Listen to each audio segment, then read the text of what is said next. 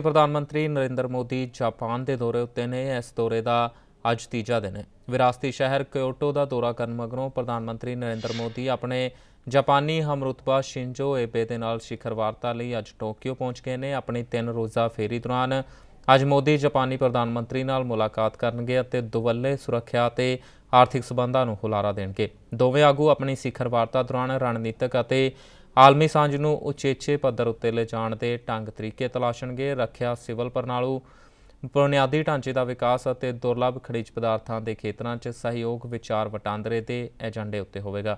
रखिया और सिविल परमाणु खेत्रों में कुछ समझौतों के सही पैण की भी उम्मीद है। इन्हां तो इलावा दुर्लभ खनिजों के उत्पादन लई संधि उत्ते भी दस्तखत होने की उम्मीद है। नरेंद्र मोदी के रवाना होने तो पहला जारी किए गए एक बयान में कहा कि वह भारत और जापान विचकार सालाना शिखर वार्ता लई अपने चंगे मित्र प्रधानमंत्री शिंजो एबे के सद्दे उत्ते जापान के दौरे लई बहुत उत्सुक ने।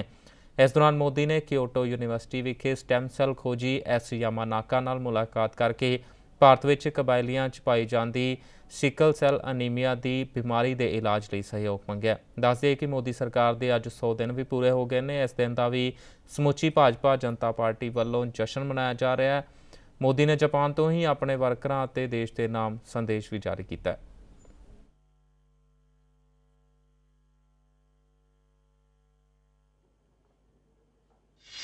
मैं ये समझता हूं कि बिजनेसमैन को ग्रो करने के लिए प्रॉपर एनवायरनमेंट चाहिए और एनवायरनमेंट प्रोवाइड करना ये सिस्टम की जिम्मेवारी है, शासन की जिम्मेवारी है, पॉलिसी मेकर्स की जिम्मेवारी है।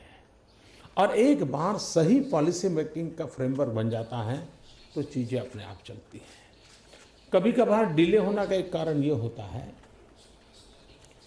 कि हम नीचे के तबके के अधिकारियों पर चीज़ें छोड़ देते हैं। अगर हम पॉलिसी ड्रिवन स्टेट चलाते हैं तो निर्णय करने में नीचे कोई भी झिझक नहीं रहती।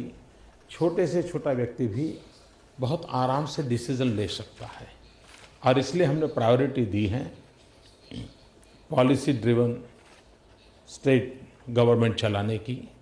अगर पॉलिसी ड्रिवन स्टेट होता है तो डिस्क्रिमिनेशन भी स्कोप नहीं रहता है, पहले आप वाला मामला नहीं रहता है और उसके कारण हर एक को समान न्याय मिलता है, हर एक को समान अवसर मिलता है और उस बात पर भी हमने बल दिया है।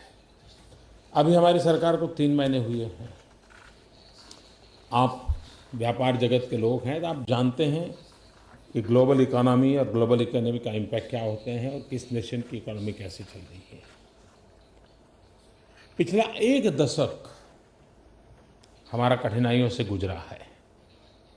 मैं उसके विवाद में जाने के लिए इस फोरम का उपयोग करना नहीं चाहता, लेकिन पहले ही क्वार्टर में 5.7% के ग्रोथ के साथ हमने एक बहुत बड़ा जंप लगाया है और इसने एक बहुत बड़ा विश्वास पैदा किया है, क्योंकि हम 4.4, 4.5, 4.6 के आसपास लुढ़कते रहते थे और एक निराशा का माहौल था।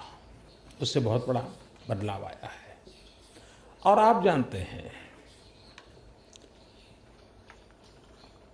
गो नो गो ये एक ऐसी स्थिति होती है कि जो किसी को भी डिसीजन लेने के लिए उलझन में डाल देती है। जब जनता का क्लियर कट मैंडेट होता है और एक खुशनसीबी है जापान और भारत के बीच कि जापान में भी बहुत अरसे के बाद एक स्पष्ट बहुमत के साथ, पीपल्स मैंडेट के साथ एक स्टेबल गवर्नमेंट आई है। लोअर हाउस अपर हाउस दोनों में एक स्टेबल गवर्नमेंट आई है।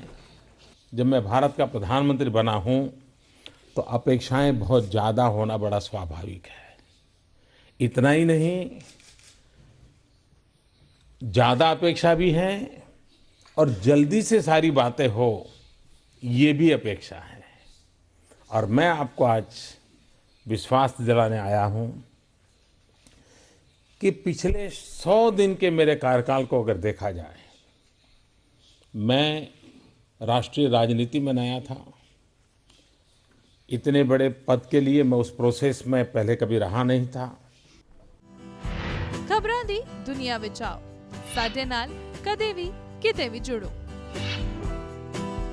ਆਪਾਂ ਮਿਲਾਂਗੇ ਫੇਸਬੁੱਕ ਤੇ, ਅਸੀਂ ਦਿਖਾਂਗੇ YouTube ਤੇ, ਸਾਨੂੰ ਫੋਲੋ ਕਰੋ ਟਵਿੱਟਰ ਤੇ। ਖਬਰਾਂ ਨਾਲ ਜੁੜੇ ਰਹੋ ਦਿਨ ਰਾਤ।